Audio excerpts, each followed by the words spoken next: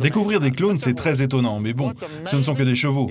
Il y a 10 ou 15 ans, sur les champs de course, on se disait « Waouh, c'est le cheval le plus rapide que l'on ait jamais vu, dommage que ce soit un hongre ». Sauf que, grâce au clonage, nous avons devant nous son patrimoine génétique. Voilà ce qui est vraiment super pour moi. Si aux États-Unis, cette nouvelle technique de reproduction est autorisée depuis 2008, en Europe, rares sont les éleveurs qui ont tenté l'expérience.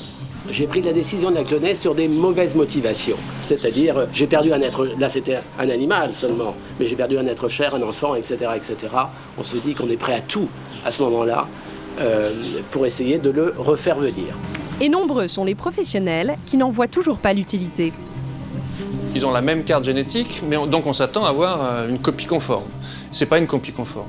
Oui, donc ici vous voyez Levisto Z, et ici à côté vous voyez son clone Levisto Alpha Z.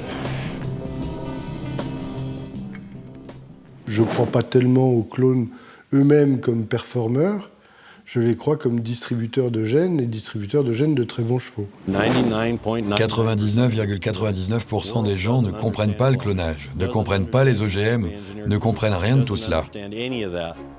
Depuis 2012, la Fédération équestre internationale autorise les clones à participer à toutes les compétitions qu'elle organise. Alors, cette décision va-t-elle générer l'essor du clonage en Europe ? Gadget réservé à quelques riches professionnels ou véritable révolution ? Quel est l'avenir du clonage en France ? Enquête sur le clonage équin et comment ces nouveaux animaux risquent de révolutionner les sports équestres.